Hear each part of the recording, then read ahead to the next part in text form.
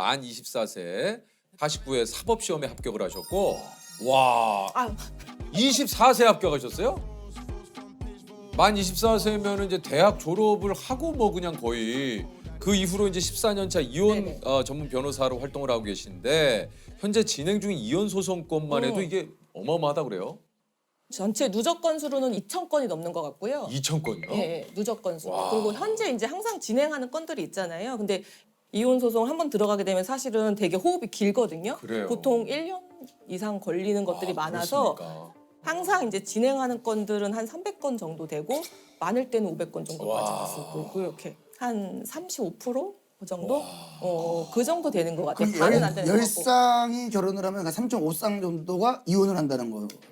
근데 요즘에 그게 이제 통계에 또 사실 오류가 있는 게 요즘에 하도 혼인 신고 자체를 안 하는 부부들이 되게 많아요. 예, 맞아요, 그렇기 때문에 맞아요. 이들이 이혼을 했을 때 통계상 잡히지 않는 경우가 되게 많죠. 근데 혼인 신고를 하지 않는 이유가 있나요? 이유가 굉장히 많죠. 신고 바로 하실 거예요? 저요? 그러니까 저는 예를 들어서 저는 이제 변호사님 말아. 바로 지금 이제 왜냐면은 저도 이제 결혼 전제 하에 지금 이제 잘 만나보고 있는 건데 만약에 결혼을 하면 네. 해야 되지 않을까라는 생각을 딱 하고 있거든요. 우리 때야 다 그렇잖아요. 그렇죠, 그러니까 우리 때야 뭐 당연히 혼인 신고를 하는 게 순서라고 생각을 했는데 요즘은 안 그런 분들도 요즘에는 아이를 낳고서도 안 하시는 분들도 정말 많아요. 그래요? 예, 예. 아니 어쨌든 이게 이제 최근 통계에 따르면은 결혼 4년 차 이하 신혼부부의 이혼율이 가장 또 높다고 하고요. 4년 차 이하. 예, 이게 이제 시대에 따라 바뀐 결혼 생활과도 조금 그 연관이 있다 그래요. 요즘에는 결혼이 이제 필수는 아니고 선택인 시대가 됐잖아요. 네. 그렇죠. 안 해도 되는데 내가 굳이 하는 거니까 굉장히 신중하고 그 신중은 사실은 다른 의미로는 사실은 뭐 실리를 따진다?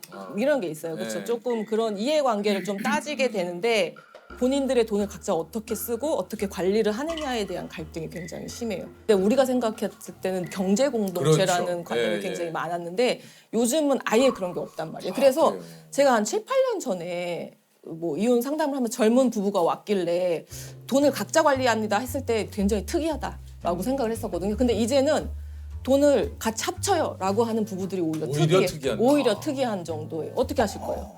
저요? 변호사님 약간 아니, 오늘 뭐 청문회입니까? 저는 결혼 전제라고 하니까 주변에 결혼한 친구들한테 물어보잖아요. 야, 너 어떻게 이렇게 그 관리를 하니? 라고 물어보면은 두 사람이 같이 일을 하고 있는 경우에는 공통 통장을 만들어서 네, 맞아요. 한 달에 맞아요. 버는 월급에서 맞아. 뭐 같이 뭐 100만 원씩 그렇게 하신다고 매달 내는데 이제 그러다 보면은 너 왜 입금을 안 했니? 뭐 이런 걸로도 좀 싸우게 된다. 진짜 정말 정확해요. 이게 이런 문제 때문에 싸우고 이제 이혼하시겠다고 오시는 분들이 굉장히 많은데 만약에 뭐 예를 들어서 거기서 내가 시장을 보는데 나의 개인적인 물건을 샀다. 그럼 난리가 나는 거예요. 이거 뭐 예를 들어서 제가 많이 얘 드는 것 중에 여성용품 있잖아요. 네. 내 여성용품 장 보면서 샀다. 같이 이제 샀다 넣는데. 살 수 있잖아요. 근데 이제 그거를 이제 일일이 체크를 해서 이거는 공동 생활 비용이 아닌데 왜 써있냐. 그래서 진짜요? 네, 그래서 6,700원을 넣어도록 하라. 이렇게 해서 이렇게 싸우는 거죠. 아니, 정말. 와이프의 그 용품을 산 네. 건데 그걸 뭐라고 하는 거예요? 네네네. 그 공동생활비 통장에서 양가 부모님들의 선물을 사는데 이쪽 부모님은 20만 5천 원짜리 샀는데 이쪽 부모님들은 19만 8천 원짜리 샀다고 네. 불만을 제기하는 부부가 있고 또 양가 가는데 당신 집에 가니까 당신이 기름값을 내. 정말 있는 일이고요. 예. 이제는 제가 엑셀 이혼이라는 말을 되게 많이 써요. 엑셀이 필수화된 시대가 됐어요. 그 엑셀을 공동 지출 비용, 각자 지출 비용 이런 거 써서 굉장히 명확히 해놓는 거죠. 근데 그게 시간에까지 가요. 가사와 양육에 각자 얼마를 분담을 했는지 일주일에 내가 지금 1.5시간을 더 했으니까 다음 주에는 당신이 1.5시간을 더 해야 돼. 이런 것들로 시간적인 개념까지 나아가서 굉장히 합리적으로 보이기도 하죠. 근데 어떤 면에 있어서는 또 예. 근데 부부라는 거는 합리라는 말과 사실은 가장 먼 단어라고 저는 생각을 하거든요. 혹시 실례가 안 된다면 네. 지금 결혼을 저는 미혼이고 싶은 기혼이죠. 그게 뭐야? 그게 무슨 변호사님 무슨 말씀이세요? 아니 우리 예? 기혼들의 꿈은 다 미혼 아니 아니에요? 아니 뭐 기혼들의 꿈이 다 미혼은 아니 어쨌든 제 결혼하셨다고. 제 입장에서 이게 무슨 소리예요? 알게 될 거예요. 알게 될 거예요. 곧 그러니까 알게 될 거예요. 제가 재밌는 게 아, 뭐냐면 곧 알게 될 거예요. 제가 곧 알게 될 거예요. 오시면 또 다른 세상이 있어요. 그러니까 미혼이고 싶은 기혼. 네, 유부들의 꿈은 항상 미혼입니다. 네. 그 실제 이혼을 결심하고 이제 많은 또 사유로 이혼 결심을 또 하신 분들이 오시겠지만 그 찾아오시는 분들이 어떤 이유로 좀 많이 찾아오시나요? 아무래도 제일 많은 건 사실은 배우자의 외도 때문에 고민이 많으시죠. 그렇죠? 예, 아무래도 아직까지는 전 연령에 걸쳐서 가장 많은 이혼 사유인 것 같습니다. 아니 근데 그 문제로 소송까지 가는 경우는 많지 않다고 그래요? 이게 무슨 얘기입니까? 이혼까지 이르는 경우는 극히 드물어요. 제가 봤을 때는 10쌍 중에 한두 쌍밖에 안 돼요. 그 한두 쌍이 어떤 경우에 해당되냐면 내가 너무 배우자를 사랑하고 우리가 사이가 너무 좋았어, 평소에. 배우자의 외도를 알게 됐을 때 그 배신감이란 게 그 애정도와 동일하거든요. 내가 사랑했던 만큼 배신감이 너무 커서 그래서 더 이상 이제 마주할 수 없어서 이혼에 이르는 그다음 나머지 10%는 어떤 거냐면은 원래 대면대면했어. 그러니까 원래 대면대면해서 정서적 육체적으로 거의 단절된 상태. 거의 그러니까 서로 사생활 터치하지 않고 각자 살아가고 법리로만 유지하고 있는데 이 김에 이혼하자.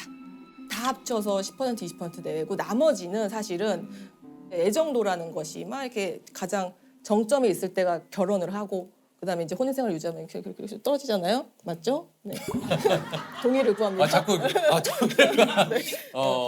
그러면 대부분의 이제 제가 생각하는 애정도라는 게 그 뭐 30에서 70 사이로 왔다 갔다 하는 거예요. 근데 그런 과정에서 아이의 문제도 있고 사회적인 어떤 자존심도 있고 그다음에 또 사실은 내가 누구 좋으라고 이혼해 주냐 이런 마음도 있잖아요. 그러니까 내가 애정만으로는 이제 이혼까지 결심하는 건 사실은 힘든 게 어디 우리 부부 아니겠습니까? 아 그러니까요. 그러니까 아, 진짜 소송까지 안 하는 경우가 굉장히 많고 이혼은 정말 힘들죠. 사실 그래요. 이혼을 결심하는 건 정말 힘들어요. 맞아요. 그러면 이제 남편분하고는 사이가 좋으시죠? 그러니까 남편하고 사이가 좋으려면 좋다기보다는 이제 저도 말이 많아지네요. 갑자기 근데 서로 왜 이런 질문을 아니 궁금한 게 많은 분들이 이제 배우자를 맞아요. 서로가 선택을 할 때 이런 점을 좀 주의했으면 좋겠다라는 것도 있고 이런 점 때문에 이 사람을 선택한다는 경우도 있잖아요. 맞아요. 네. 그러니까 선택하신 이유가 있을 거 아니에요. 그러면. 그때는 제가 너무 어렸죠. 아 나 변호사님 진짜. 아니 그래서 근데 정말로 결혼을 앞둔 젊은 친구들이 저한테 많이 와요. 그래서 물어보겠죠. 네, 물어봐요. 그런 질문 제가 참 많이 받는데 이런 것 같아요. 그러니까 땡땡땡을 좋아하는 사람은 약간 조금 조심해야 되지 않을까? 땡땡땡이 뭡니까? 그거는 앞에 아무거나 붙여도 항상 조심해야 돼요. 예를 들어서 그 땡땡땡이 친구일 수도 있고요. 술일 수도 있고요. 운동일 수도 있고요. 배우자가 내 남자친구 여자친구가 어떤 걸 되게 좋아해. 캠핑을 되게 좋아해. 그래서 연애 때는 저게 되게 멋있어 보였어. 굉장히 그렇지. 멋있어 보였어. 근데 예. 나는 막 그렇게 좋아하진 않았어. 근데 뭐 따라다니고 해서 굉장히 좋았는데 결혼 이후에도 여전히 캠핑을 좋아하는데 거기에 시간과 비용을 쓰잖아요. 네. 그럼 사실은 항상 갈등이 생기기 맞아요. 마련이거든. 그렇잖아요. 맞아요. 그렇잖아요. 네. 그래서 실제 그래요. 땡땡땡을 좋아한다 하면은 사실 이건 조금 그래서 무취향인 사람 만나야 된다. 내가 항상 그래. 그래서 막 취미 몰두하는 사람 이런 거 조심해라. 거기 돈과 시간을 쓰니까 갈등이 생겼는데 이제 제 취미가 항상 그런 거거든요. 이렇게 막 주말에 밤새서 제 취미가 웹툰하고 웹소설 보는 거거든요. 예. 거기에 막 한 달에 수십만 원 써. 진짜. 막 코인 캐시를 막 하다 보면은 저는 뭐 리트북스 VIP입니다. 리트북스 아세요? 리트북스. 사실 뭐 저도 혹시 그러면 취향이 같은 거는 괜찮은 거 아닙니까? 취향이 같으면 사실은 그게 같이 술을 좋아해. 크게 문제가 안 될 수 있죠. 그렇죠. 네, 같이 뭐 친구들 만나는 거 취미를 좋아해. 공유한다. 네, 같이 여행 가는 거 좋아해. 이런 거는 괜찮은데 이게 공유되지 않을 수 있는 거는 이제 사실은 좀 되게 힘들죠. 맞아. 네, 내가 네. 참는다. 네, 맞아요. 내가 나아지겠지. 이런 것은 상당히 또 나중에 갈등의 씨앗이 될 수 있어요. 그런 건 좀 조심하셔야 될 것 같아요. 외도가 어디서 많이 일어나나요? 뭐 이렇게 많이 질문을 하시는데 저는 대답 정해져 있어요. 지금 질문하시는 여러분이 혹시 여기 있는 여러분이 상상할 수 있는 곳과 상상할 수 없는 곳 모두에서 일어납니다. 라고 말씀을 그냥 드리는 거예요. 근데 이제 제가 어떤 경험했던 것 중에서 굉장히 충격적인 사건은 어떤 거냐면은 화목한 가정이었어요. 아이 둘이 있는 가정이었는데 이제 저희 의뢰인이 남편분이셨거든요.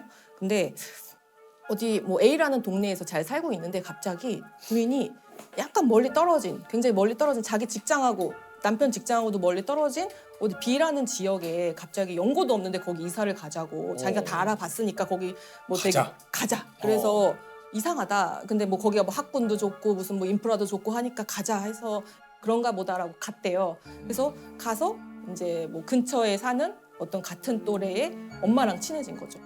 주말에 같이 놀러도 가고 캠핑도 가고 같이 굉장히 친해진 집이 있었는데 본인 집에서 같이 아이들을 재우고 술을 먹다가 이제 잠이 들었죠. 근데 이제 새벽에 화장실에 딱 가려고 문에 딱 나오는데 이제 소파에서 자기 부인이랑 그 저쪽 편 남편이랑 이제 어떤 부정한 행위가 있었던 거죠. 난리가 났죠. 그래서 난리가 나서 부인의 휴대폰을 이제 확인을 하기 시작을 하신 거예요. 그랬는데 그쪽 집 남편하고 우리 집 와이프랑 되게 친하게 우리 집 둘째 얘기를 되게 많이 하는 거예요. 둘째가 아픈데 에이? 같이 병원 가줄까? 둘째가 그러니까 그거는 좀 그러니까 둘째가 그 상대방 남편의 아이. 맞아요. 네. 둘이 나중에 알고 보니까 둘이 결혼 전에 사귀었던 사이였는데 이제 뭐 집안의 반대 때문에 헤어지고 현재 이제 남편이랑 결혼을 했음에도 불구하고 계속 외도 관계를 이어가면서 거기서 이제 아이까지 출산을 했는데 그 아이를 우리 의뢰인의 자식으로 이제 그렇게 거짓말을 하면서 본인의 상간남, 그러니까 친아빠죠. 거기에 있는 동네로 이사까지 가서 친하게 지내고 그렇게 하면서 가능해요. 그럼 그거는 이제 어떻게 해결이 됐습니까? 뭐 이혼을 하고 그다음에 뭐 이제 그 아이가 혼외자 애가 둘째였거든요. 첫째는 아빠가 키우고 둘째는 이제 그쪽에서 알아서 했는데 제가 그때 사건을 담당했을 당시까지도 그 상대방 측 부부 있잖아요. 그러니까요. 거긴 이혼을 안 했어요. 예? 거긴 이혼을 안 했어요. 아니 그 저기 저는 지금 그 얘기하려고 그랬는데 아니 이쪽 그 남편분도 남편분이지만 그쪽 아래. 저쪽 아내분은 또 어땠을까 했는데 그러니까 참 알 수 없는 게 부부의 세계인 거예요. 예. 뭐 이게 진짜 얘기를 들어도 너무 이게 좀 굉장히 좀 충격적인데 아니 그 소송을 진행하다 보면은 진짜 이게 분노하거나 좀 화나는 일도 굉장히 좀 많으실 것 같아요. 많아요. 그 예. 남자분이 이제 아내 외도 때문에 상담을 오셨어요. 그래서 이혼은 좀 하기 힘들고 우리가 많이 하는 게 사실은 상간자를 상대로 하는 손해배상 청구 소송, 위자료 소송을 많이 하거든요. 그거라도 진행을 하고 싶다라고 말씀을 하셔서 그 남자분이 정말 많이 우셨고 그래서 고민 끝에 소송을 하기로 했어요. 그래서 소장 초안을 법원에 접수하기 전에 당사자한테 확인을 시키는 절차를 거치거든요. 그래서 파일을 보내드리고 이렇게 작성을 했으니까 확인을 해주세요. 그러고서 기다리고 있는데 며칠째 이제 연락이 계속 없으신 거예요. 한 일주일 정도 기다렸나? 그런데 여전히 카톡에 일이 안 없어진 거예요. 이제 운전을 하고 가고 있는데 딱 전화가 모르는 번호로 전화가 온 거예요. 그래서 자기 누구누구 부인인데 남편 죽었다. 자살을 하신 거겠죠. 근데 소송 들어간 걸 알고 있는데 시작 안 했으니까 그 착수금 나한테 돌려달라. 그 와이프가 그 외도의 당사자죠. 나 애 데리고 살아야 되니까 돈 돌려달라. 참. 이건 제가 안 돌려도 되거든요, 사실은. 사실은 예, 계약이 다 예. 됐고 뭐 진행이 다 됐기 때문에 근데 제가 그냥 조의금으로 돌려줬어요, 그냥. 네. 그러니까 오셔가지고 이혼을 고민을 하시고 한참 본인의 이제 사연을 얘기를 하시고 저 이혼해야 되는 게 맞는 거죠. 이거를 꼭 확인을 받고 싶어 하시거든요. 저는 항상 정해져 있어요, 대답은. 선생님이 이혼을 하시겠다고 하면은 재판상 이혼 사유는 해당돼서 이혼은 될 것 같습니다만 대신에 저의 얘기, 그 다음에 주변 사람들의 얘기를 전혀 듣지 마십시오. 왜냐하면 그렇죠. 그 사람들의 선택대로 했다가는 나중에 후회하실 수 있고 내 인생의 결정이니까 그렇죠. 그 인생을 대신 살아줄 수 없기 때문에 본인의 마음이 최종 결정하는 대로 하시는 게 좋겠습니다라고 하시죠. 우리 배우자도 사실은 그런 질문을 많이 받겠죠. 아내가 네. 이혼 전문 변호사고 약간 이혼 씬에서 네. 약간 좀 유명하잖아요. 이혼 씨. 알죠? 힙합씬 같이. 예, 예. 약간 이혼 씬에서 약간 유명하니까 약간 후덜덜 할 것 같기도 막 그런 이제 이미지가 있잖아요. 정말 오해예요. 왜냐하면 저희는 제 배우자보다 편하게 살고 있는 사람이 없거든요. 왜냐하면 저는 싸움을 하지 않는 법을 알고 있어요. 그러니까 이혼하지 않는 아 그럼 어떻게 하면 싸움을 안 합니까? 되게 슬픈 얘기인데요. 이제 저는 신혼 초에 이런 걸 깨달은 거예요. 신혼 초에 우리 배우자가 연락이 안 돼. 그러니까 그 무슨 집들이를 간다고 하면서 연락이 친구 집에 집들이를 간대요. 밤 10시부터 11시부터 연락이 안 되는 거예요. 근데 새벽 3시, 4시까지 연락이 계속 안 되는 거예요. 그럼 그 긴 시간에 이제 기다려 보신 분은 알겠지만 10분이 10시간 같아요. 그래요. 그렇잖아요. 새벽에. 아니 혹시라도 또 뭔 일 났나. 네, 막 분노했다가 걱정했다가 네, 무슨 뭐 여러 가지 감정이 거치면서 이미 내 마음속에 이혼을 했어. 이미. 이제 나는 이제 막 싸우려고 이제 준비를 하고 있는데 이제 상대방이 자기는 친구 집에 가서 술을 먹다가 피곤해서 잠이 들었고 잠을 잔 죄밖에 없다. 그래서 전화 연락을 못 받은 거는 자기의 잘못이 아니다. 아니 그거는 이제 어찌됐든 간에 네. 내 아내에게 그거를 제대로 얘기하지 못하고 잡는 거는 내가 오늘 늦게 올 수 있다. 아 친구하고 좀 뭐. 이것이 나의 입장.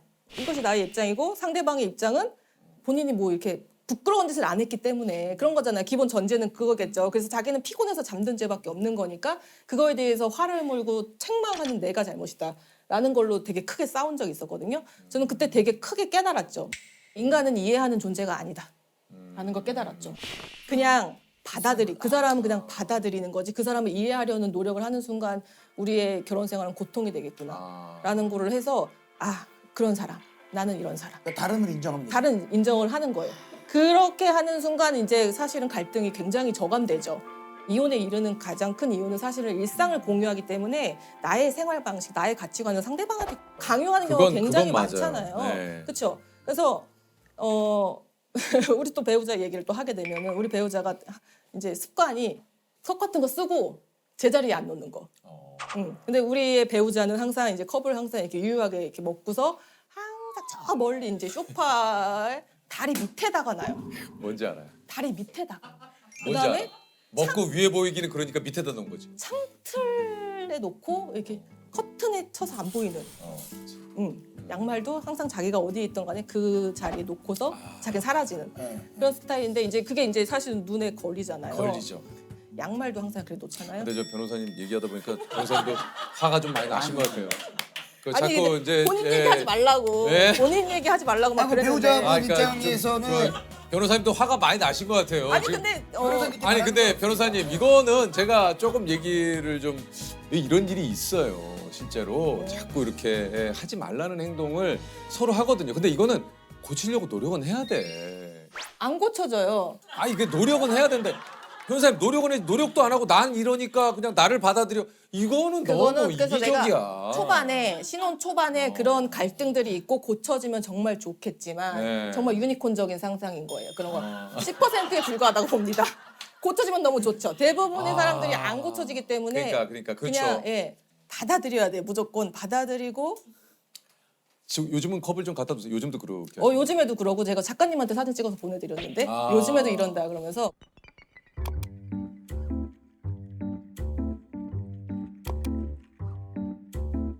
근데 이제 좀 두세요. 이제는 제가 뵌 적도 없고 그렇지만 좀 부탁드릴게요. 근데 또 주세요. 배우자님 입장에서 또 할 얘기 있지 않을까요? 잔 10개 가운데 한 반 정도 한 30%라도 좀 조금씩 한번 갖다도 보세요. 정말 제가 그래서 제 별명 박보살이에요? 진짜로. 보살님. 정말. 서로 다른 사람들이 만나서 같은 어떤 공간과 시간을 공유했다고 해도 각자가 기억하는 그 결혼 생활은 아예 다르거든요. 이혼에만 파탄이라는 말을 쓰는데 파탄은 깨지고 터졌다는 소리거든요. 회복될 수 없다는 그런 의미잖아요. 사실 깨진 걸 붙일 수 없으니까. 예. 저는 좋은 이혼은 있다고 생각을 해요. 내가 결혼 과정에서는 뭔가 갈등을 봉합하지 못해서 헤어지지만 그 과정에 있어서는 그래도 성숙할 수 있거든요. 상대방을 더 짓밟고 상대방을 더 비난하고 이런 것보다는 이런 사람이었구나. 그래서 우리가 갈등이 있었고 아, 서로 달랐구나. 정말로 부부는 서로 노력을 해야 되는 것 같아요. 정말 말할 수 없을 만큼의 두 사람의 둘 다의 노력이 필요한 거죠, 사실은.